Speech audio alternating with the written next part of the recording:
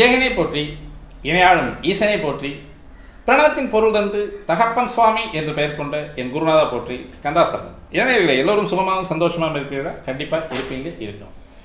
எல்லோருமே மனசுக்கு நிம்மதியாக வாழ கற்றுக்கலாம். அதுவே வாழ்க்கையில் மிக அருமருந்து. நீங்கள் நம்ம சேனலுக்கு புதிய பார்வையாளராக இருக்கீங்க அப்படின்னு பார்த்தீங்கன்னா கண்டிப்பாக நம்ம சேனலுக்கு ஒரு சப்ஸ்கிரைப் பண்ணிக்கங்க. இன்றைய பதிவு நமது மீனராசி நேயர்களுக்கு எதிர்வரும் குரு பயிற்சி பலன்கள் எப்படி இருக்குது அப்படிங்கிறத நம்ம பார்ப்போம். 2025 வருஷத்தில் குரு பயிற்சி பலன்கள் மீனராசி நேயர்களுக்கு எப்படி இருக்குது? ஏற்கனவே 12ல் சனி இருக்குது, ஜென்மத்தில் ராகு இருக்குது. அநேகமாக ஜென்மத்தில் ராகு வரும்பொழுது வயிற்று உபாதைகள் அதிகமாக இருக்கும். நிறையா உள்ளுறுப்புகள் பாதிக்கக்கூடிய ஒரு அமைப்பு அப்படின்றது ராகு ஜென்மத்துக்கு வரும்போது செய்யக்கூடிய ஒரு வேலை தான். அது குருவனுடைய வீடு. குரு வீட்டில் சந்திரன், சந்திரனோடு ராகு. பொதுவாகவே குரு ராகு அப்படின்னு சொல்லக்கூடியது ஒரு தோஷத்தை அழிக்கக்கூடிய ஒரு அமைப்பு தான். ராகு எதோடு அதை சேர்ந்தாலும் தோஷம் தானே. அப்போ அந்த ராகு மீன ராசியில் உட்காந்துருக்கக்கூடிய ஒரு அமைப்பு கூட சந்திரன் அப்படின்றது உடலோடு சேரக்கூடிய ஒரு அமைப்பு. சதா சர்வகாலம் ஓடிக்கிட்டே இருக்கணும். கட கட கட கட கட கடன்னு ஓடிக்கிட்டே இருக்கணும். எதுக்கு ஓடுறோம், ஏன் ஓடுறோம், எவ்வளோ தூரம் ஓடுறோம், சரி இந்த ஓடுறதுனால என்ன பிரயோஜனம் தெரியாது. நம்ம வாட்டில் ஓடிக்கிட்டே தான் இருப்போம். காரணம், சந்திரன் அதிவேக கிரகம், ராகு பயண கிரகம். சம்மந்தம் இல்லாமல் பஸ் ஏறி எங்கே ஒரு ஊருக்கு போக வேண்டியது, அல்லது வண்டி எடுத்து ஏதோ ஒரு பக்கம் போக வேண்டியது, அங்கே போயிட்டு நம்ம நினச்ச காரியம் நடக்காமல். காரணம் 12ல் சனி இருக்கு இல்லையா, விரையச்சனி அப்படின்னு சொல்லுவாங்க. ஏதோ ஒரு செலவு நம்ம கையில் காசு இருக்க விடாது, இருந்தாலும் அது நமக்கு நல்லா இருக்குது. யோசிப்போம், அதாவது இப்போ விட்டுருவோமா, அப்போ ஏதோ ஒரு செலவு செஞ்சுட்டு வந்து உட்காந்தாதான் நமக்கு நிம்மதியாக இருக்குது.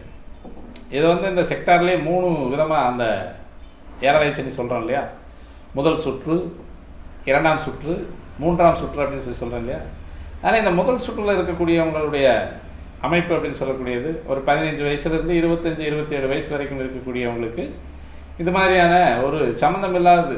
திடீர்னு வண்டி எடுத்துகிட்டு போவான், எங்கே போகிறான்னே சொல்ல மாட்டான்.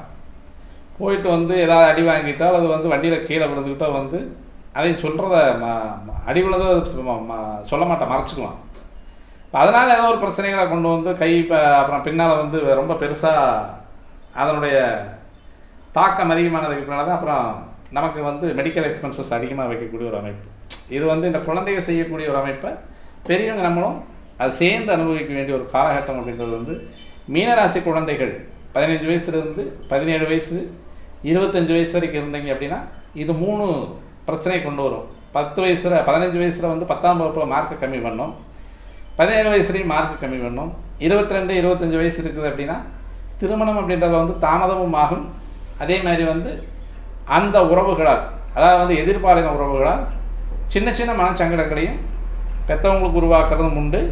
அவங்களே சில நேரங்களில் அந்த அனுபவத்தை சுமக்கக்கூடிய ஒரு அனுபவமும் உண்டு. இதெல்லாம் ராகு ஜென்மத்திலிருந்து 12ல் சனி இருக்கக்கூடிய அமைப்பு அப்படின்னு சொல்லக்கூடியது தான்.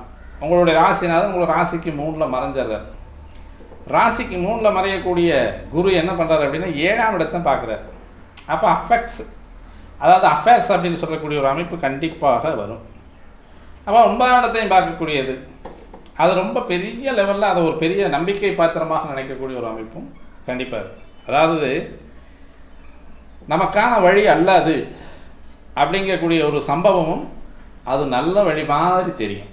அதுதான் அந்த ராகு சந்திரனோடு சேர்ந்து இருக்கக்கூடிய அமைப்பும் 12ஆம் இடத்து சனியும். இது 2வது சுற்று சனி ஏழரை சனியாக இருந்தாலும் சரி, 3வது சுற்று ஏழரை சனியாக இருந்தாலும் சரி, இந்த கிரக அமைப்பு அப்படின்றது அப்படி தான் செஞ்சு கொடுக்கும். அதனால் அந்த அபிலாசைகளை கண்டிப்பாக நிறைவேற்றிக்கிறதுக்காக தான் செய்யக்கூடிய தவறுகளுக்கு நியாயம் தேடக்கூடிய ஒரு அமைப்பு. அதாவது தன்னுடைய குற்றங்களுக்கு தானே நீதிபதியாக அமரக்கூடிய அமைப்பு அப்படின்றது ராசியில் இருக்கக்கூடிய ராகுவும் 12ஆம் இடத்தில் இருக்கக்கூடிய சனியும். அது 1வது சுற்று, 2வது சுற்று, 3வது சுற்றுலாம் கிடையாது. இதெல்லாமே எல்லாத்தையும் செய்யணும். ராகு ராசியில் உட்காந்தாலே எதிர்வாலின கவர்ச்சி அப்படின்றது கண்டிப்பாக வரும். 7ஆம் இடத்துல கேது உட்காந்துடுறது இல்லையா. அப்போ அந்த 7ஆம் இடம் அப்படின்னு சொல்லக்கூடிய பாவகத்தை எப்படி புரிஞ்சுக்கிறது? ராகுனால தானே புரிஞ்சுக்கணும்.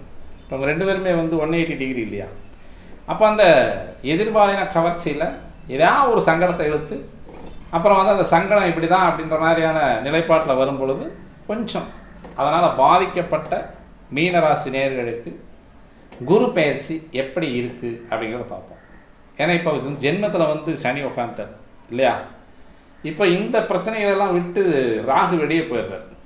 இப்போ இது வரைக்கும் வந்து அந்த கெட்ட பேரை உருவாக்குறது, எதிர்காலத்தினர் மேலே ஒரு அஃபெக்ஷன் வர்றது, இது துரோகம் பண்ணிட்டான்னு சொல்லி சொல்கிறது, நண்பர்களுக்குள்ள துரோகம், கணவன் மனைவிக்குள்ள துரோகம், அதேமாரி வந்து கூட்டாளிகளுக்குள்ள துரோகம், இந்த துரோகமெல்லாம் இப்போ வந்து வெளியே வந்துடுறார். ராகு வந்து வெளியே வந்துடுறாரு. இப்போ வந்து மே 19 தேதி வாக்கில் 25ஆம் வருஷம் மே 15ஆம் தேதி 19ஆம் தேதி வாக்கில் ராகு வெளியே வந்துடுவார். சனி ஏற்கனவே உள்ளே வந்துட்டார் இல்லையா? 29ஆம் தேதி மார்ச் மாதம் உங்களுக்கு ஜென்மச்சனியாக ஓடிட்டுருக்கார். பொதுவாகவே ஜென்மச்சனி இருக்கும் பொழுது நல்ல ஒரு செயல் பண்ணுங்க, பரிகாரம் பண்ணுங்க. மனிதனுக்கு மனிதன் உதவக்கூடியதான் என்னுடைய பரிகாரமே எப்போவுமே. அது வந்து அதை போல் ஒரு தர்மமும் புண்ணியமும் கிடையாது. நீங்கள் வந்து சாமி கோயிலில் போய் நீங்கள் கும்பிட்றதுங்கிறது வந்து எனக்கு அதை பற்றி ஆட்சேபனை கிடையாது. அங்கே போயிட்டு நான் விளக்கு ஏற்றினேன், தீபம் போட்டேன், 27 சுற்று சுற்றுனேன், 37 சுற்று சுற்றுனேன், அதை பற்றி எனக்கு எந்த விதமான ஆட்சேபனையும் கிடையாது. நீங்கள் எவ்வளோ வேணாலும் சுற்றிக்கிங்க, அது உங்களுக்கு பலன் தருமான அதீதமான பலனை தராது. நீங்கள் போனதும் உங்களுடைய மனசுக்கு ஒரு சந்தோஷம் கொடுக்கும், அவ்வளோதான். அதுக்காக கோவிலுக்கு போகிறதுக்கு நான் எதிரானவும் கிடையாது. சக மனிதனுக்கு உதவக்கூடிய அமைப்பில் நீங்கள் பரிகாரத்தை செஞ்சீங்க அப்படின்னா இதில் தாந்திரீகமோ மாந்திரீகமோ மற்றபடி வந்து பெருசாக வந்து இந்திரஜால வித்தையெல்லாம் கிடையாது. சக மனிதனுக்கு உதவக்கூடிய ஒரு உதவி அப்படின்றது கர்ம பட்டுன்னு கழிக்கும். இதுக்கு பின்னால் நீங்கள் வந்து ஆண்டவன்கிட்ட போங்க, அவன் உங்களுக்கு அனுகிரகம் பண்ணுவான். இதுதான் ரொம்ப சிம்பிளான பாயிண்ட்டு. அப்போ உங்களுடைய ராசிக்கு வந்து வரக்கூடிய சனியினுடைய அமைப்பினால் பிறருக்கு ஒருவேளை உணவு அப்படின்றது மனசார வாங்கி கொடுங்க. உங்களுடைய அந்த 7.5 சனியினுடைய ஜென்மச்சனியினுடைய தாக்கம் மிக மிக கடினமாக குறையும். நம்ம டக்குன்னு குறைஞ்சு போயிடும். இதை செஞ்சுட்டு நீங்கள் கோயிலுக்கு போங்க, அழகாக உங்களுக்கு அந்த பகவான், அது யாராக இருந்தாலும் சரி, நீங்கள் உங்களுடைய குலதெய்வத்தை கும்பிட போனாலும் சரி, எல்லை தெய்வத்தை கும்பிட போனாலும் சரி, பெருந்தெய்வங்கள் அப்படின்னு சொல்லக்கூடிய சிவன் விஷ்ணுவை கும்பிட போனாலும் சரி, சாட்சாத் சாஸ்தாவை கும்பிட போனாலும் சரி, நீங்கள் எந்த தெய்வத்தை கும்பிட போனாலும் ஒருத்தருக்கு அல்லது 2 பேர்த்துக்கு, என்னால் 2 பேர்த்துக்கு தான் இன்றைக்கி சாப்பாடு வாங்கி கொடுக்க முடியும். அழகாக நீங்கள் பசிச்சவனுக்கு சாப்பாடு வாங்கி கொடுங்க. ஃப்ரெண்டுக்கு வாங்கி கொடுக்குறது ட்ரீட்டு. நல்லா புரிஞ்சுக்கணும். ஃப்ரெண்டுக்கு வாங்கி கொடுத்தா அதுக்கு பேர் ட்ரீட்டு. அவனுக்கும் பசி இருக்கா, உங்களுக்கும் பசி இருக்கா, 2 பேரும் நீங்கள் எங்கே போகிறீங்க, சரி மதியம் வந்து இங்கே வந்து லஞ்ச் சாப்பிட்லாமா அப்படின்னு உள்ளே போனீங்கன்னா அது ட்ரீட்டு. அதுக்கு பேர் பரிகாரம் அல்ல, அதுக்கு பேர் அன்னதானம் அல்ல. பசிச்சு அந்த நீங்கள் சாப்பிட போகக்கூடிய ரெஸ்டாரண்ட்டுக்கு முன்னால் ஒருத்தர் இருப்பார் பாருங்க, உங்களை வான்னு கூப்பிட்றதுக்கு, அவர் தான் முழுமையான சனி. அவருக்கு ஒரு நேரம் நீங்கள் சாப்பாடு வாங்கி கொடுங்க, அல்லது சாப்பாட்டுக்கு பணம் கொடுங்க. அவர் ரொம்ப சிரிப்பார். அந்த சிரிப்பு தான் இறைவன் அப்படின்னு சொல்லி நீங்கள் பார்த்துக்குங்க. அதுக்கு பின்னால் நீங்கள் வந்து கோயிலுக்கு போங்க. உங்களுடைய வழிபாடு நீங்கள் நவகிரகத்தை கும்பிட்டாலும் சரி, பிள்ளையார்பட்டி விநாயகர் பெருமானை கும்பிட்டாலும் சரி, அனுமன் வழிபாடு வச்சுக்கிட்டாலும் சரி, ஐயப்பன் வழிபாடு வச்சுக்கிட்டாலும் சரி. ஏன்னா பொதுவாகவே சனி அப்படின்னாலே முனீஸ்வரன். சனி செவ்வாய் சேர்ந்தால் முனி, சனி சந்திரன் சேர்ந்ததுன்னா அம்பாள்.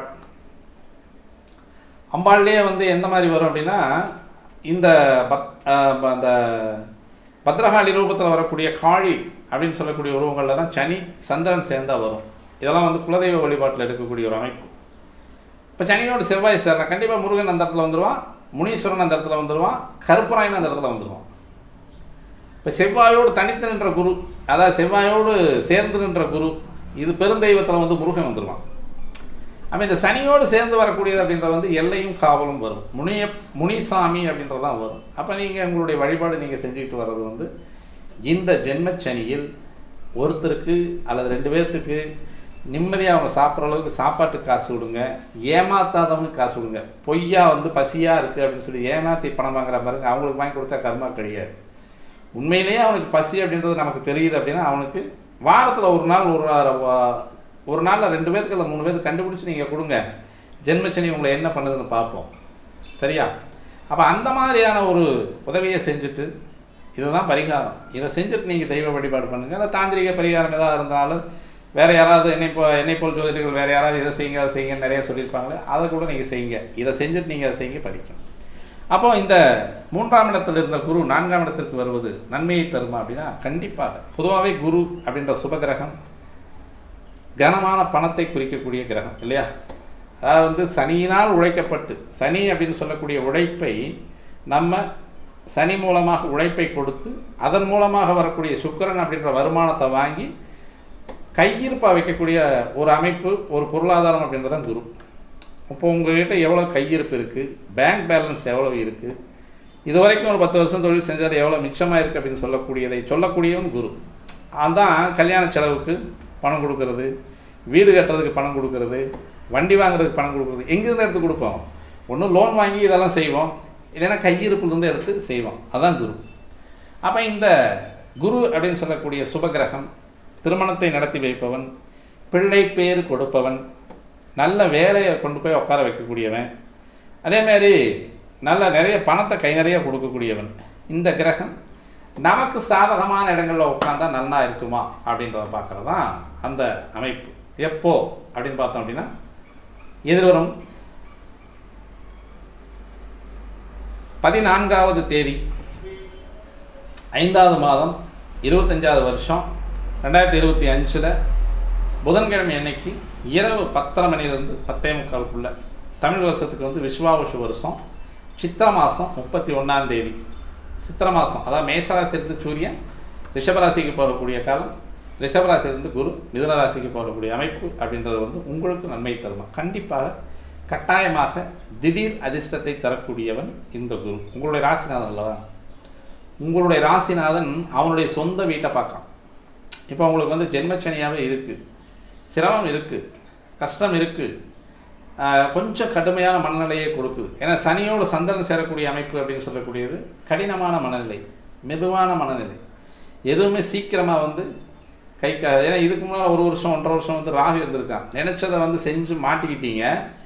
இப்போ நீங்கள் நினச்சது செய்யணும்னா விட மாட்டான் சனி. எதையும் கட்டி போட்டு உட்காந்துருப்பான். எதை பார்த்தாலும் மெதுவாக போகும். கேதுனா தானே பிரேக்கு. சனி வந்து ரொம்ப காலதாமதம். கிடைக்கும் ஆனால் கிடைக்காது அப்படின்ற மாதிரி ஒரு காலகட்டத்துக்கு கொண்டு போகக்கூடிய ஒரு அமைப்பு.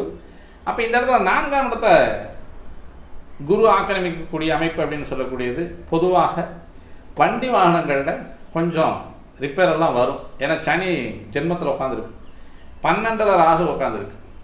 அப்போ பொதுவாக எங்கே செலவு வரும் அப்படின்னா வண்டி வாகனங்களில் செலவு வரும். அதை பார்த்து நம்ம செஞ்சுக்கணும். அதேமாதிரி நம்மளுடைய நிலபுலங்களில் இருக்கக்கூடிய பத்திரப்பதிவு ரெக்கார்ட்ஸ், ஆதார் கார்டு முதல் கொண்டு ஃபேமிலி கார்டு வரைக்கும் திருத்தம் செய்ய வேண்டிய காலகட்டம் இது.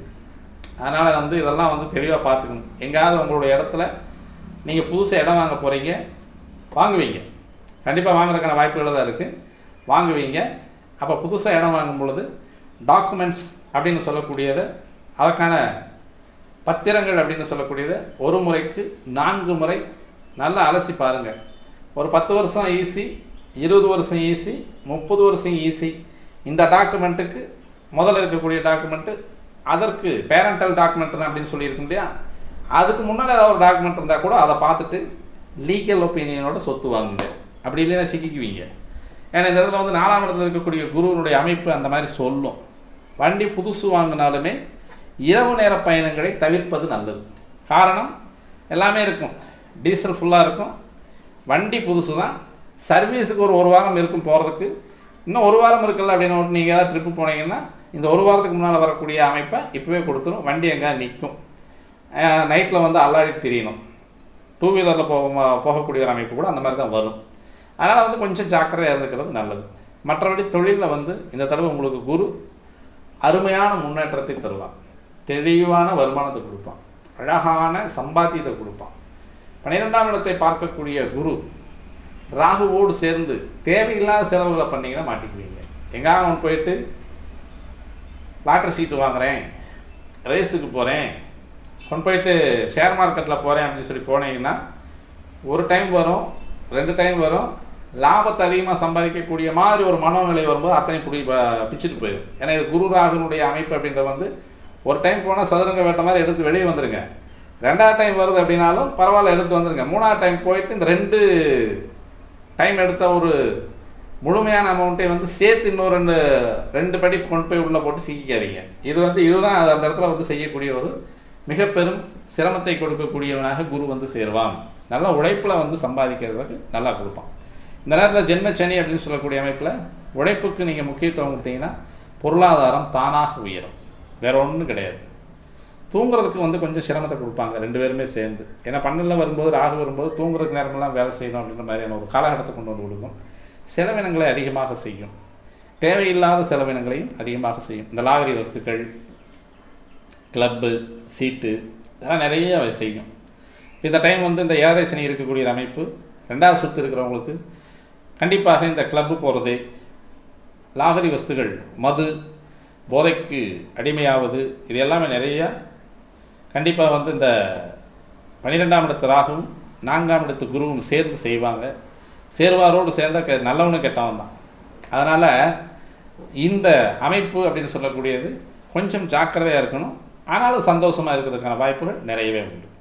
அப்போ உங்களுடைய அமைப்பில் வரக்கூடியது அப்படின்னு சொல்கிறது எப்படி பார்க்கணும் அப்படின்னா, பெருந்தெய்வம் அப்படின்னு சொல்லக்கூடிய சிவ வழிபாடு நீங்கள் எடுத்துக்கிட்டிங்கன்னா நல்லாயிருக்கும். இந்த நேரத்தில் சிவ வழிபாடு அப்படின்னு சொல்லக்கூடியது மிக அழகாக உங்களுக்கு நல்ல பலன்களையே தருவார். எப்போவுமே நீங்கள் வழிபடக்கூடிய நாள் அப்படின்றது வந்து திங்கட்கிழமை காலையில், ஒவ்வொரு வாரமும் திங்கட்கிழமை காலை சோமவாரம் அப்படின்னு சொல்லக்கூடிய வாரத்தில் சோமநாதனை பார்த்து வருவது அப்படின்றது வந்து உங்களுக்கு நன்மையை தரக்கூடிய குரு பயிற்சியாகவே அமையும். அல்லது புதன் வீட்டில் குரு இருக்கார், அப்போ புதன் குரு அப்படின்னு சொல்லக்கூடியது எப்போவுமே இந்த 2 கிரக அமைவு, அதாவது 2 பெருந்தெய்வங்கள் அமைவு அப்படின்னு சொல்லக்கூடியது நீங்கள் அர்த்தநாரீஸ்வரர் வழிபாடு செய்வதும் நன்மையை தரக்கூடியது, சாஸ்தா வழிபாடு செய்யக்கூடியதும் நன்மையை தரக்கூடிய இந்த பெருந்தெய்வ வழிபாடு அப்படின்னு சொல்கிறதுல வந்து இந்த மாதிரி தெய்வ வழிபாடுகள் நீங்கள் செஞ்சுட்டு வர்றது, திங்கட்கிழமையும் சனிக்கிழமையும் செஞ்சுட்டு வர்றது இந்த குரு பயிற்சியினுடைய நிலைப்பாடு வருமானம் அதிகமாகிறதுக்கும் திருமண வைபவங்கள் கண்டிப்பாக நடக்கிறதுக்கான வாய்ப்புகள் உண்டு. ஏன்னா 12ஆம் இடத்தை வந்து குரு பார்த்துட்டு இருக்கக்கூடியது ராகு அந்த இடத்துல இருக்கான். இப்போவெல்லாம் சீக்கிரம் கல்யாணம் ஆகும். 20 வயசு பெண் குழந்தைகள் இருக்குது அப்படின்னா மேஜர் 21ங்கிறதுக்கு முன்னாடியே கல்யாணம் ஆகிறதுக்கான வாய்ப்புகள் நிறைய உண்டு. ஆனால் அந்த நேரத்தில் அந்த பொண்ணுக்கு கல்யாண வயசு தானா, அல்லது வரக்கூடிய மணமகன் அல்லது மணமகள், இவங்க 2 பேருமே வந்து இந்த ஜாதகத்துக்கு பொருத்தமான ஜாதகமாக, பொருத்தமெல்லாம் நிறையா பார்க்குறாங்க இல்லையா, அதான் இப்போ தசவிகித பொருத்தம் அப்படிங்கிற பொருத்தமெல்லாம் நல்லாயிருக்கும். இந்த பொண்ணுக்கு கல்யாண தருணமா, இந்த பையனுக்கு கல்யாண தருணமா அப்படிங்கிறத தெளிவாக பார்த்து இந்த நேரத்தில் ஜாயின் பண்ணி, ஏன்னா 1 வருஷத்துக்கு தான் குரு இருக்கான், அடுத்த வருஷம் வந்து 6வது இடத்துக்கு போயிடுவான். அப்போ வந்து குரு வந்து ராகுவை பார்க்க மாட்டான். குரு வந்து உங்களுடைய ராசியை பார்க்கக்கூடிய அமைப்பு அப்படின்னு சொல்லக்கூடியதுனால 6ஆம் இடத்துக்கு போகக்கூடிய அமைப்பு. இந்த நேரத்தில் திருமண வைபவம் வந்து நிறைய நடக்கும். மீனராசி நேயர்களுக்கு 7.5 சனி இருந்தாலும் 7.5 சனி இல்லாத பெண் அல்லது மாப்பிள்ளை இவங்க வந்து இணை சேருவதற்கான வாய்ப்புகள் நிறைய இருக்குது. அப்போ கல்யாணத்துலேயும் தடை தாமதமும் கிடையாது, வருமானத்தில் தடை தாமதம் கிடையாது. சார் தொழில் கிடைக்குமா? கண்டிப்பாக இருக்குது. புதுசாக இன்வெஸ்ட்மெண்ட் பண்ணி போகிறவங்களுக்கும் தொழில் நல்லாயிருக்கும். இதெல்லாம் வந்து அப்ளை பண்ணிவிட்டு நான் உட்காந்துருக்கேன், எனக்கு இன்னும் வந்து ஜாப் வரல அப்படிங்கிறவங்களுக்கு கார்டு உங்கள் வீடை தேடி வர்றதுக்கான வாய்ப்புகள் நிறைய உண்டு. இந்த இடத்துல வந்து 7.5 சனியாக இருக்கக்கூடிய அமைப்பாக இருந்தாலும் தொழில் ரீதியாக உங்களுக்கு வழமையை தரக்கூடியவனாக இந்த குரு அமைகிறான். அதன் மூலமாக வரக்கூடிய லாபத்தையும் தர்றான். இந்த நேரத்தில் வந்து உங்களுக்கு வயசானவங்களுக்கு இந்த மியூச்சுவல் ஃபண்டில் போட்டு வச்சது, இன்சூரன்ஸில் போட்டு வச்சது, ரொம்ப காலமாக எழுதிட்டு இருக்கக்கூடிய பிஎஃப் பணம், எங்கேயோ ஒரு பக்கம் நம்ம தெரியாமல் ஒழிச்சு வச்சுருந்த, யாருக்கும் தெரியாமல் யார்ட்டையோ ஒருத்தர்கிட்ட கொடுத்து வச்சுருப்போம் இல்லையா, அவங்களுக்கு ஏதோ ஒரு அசௌகரியம் ஏற்பட்டு அந்த பணம் உங்களுக்கு வரக்கூடிய காலம், வாரா கடன் அப்படின்னு சொல்லக்கூடிய ஒரு கடன் எங்கேயாவது கொடுத்து வச்சுருந்தீங்க அப்படின்னா அது பல்க் அமௌண்ட்டாக இருந்ததுன்னா இந்த காலம் வரும் அப்படின்றத கண்டிப்பாக நீங்கள் நம்பலாம். இந்த குரு பயிற்சி உங்களுக்கு நன்மை தரக்கூடிய குரு பயிற்சியாகவே இருக்குன்னு சொல்லி நம்ம இந்த வீடியோ முடிச்சுக்கலாம். மீண்டும் நல்லதொரு பதிவோடு உங்களை சந்திக்க வருகிற நண்பர்களே, நன்றி, வணக்கம்.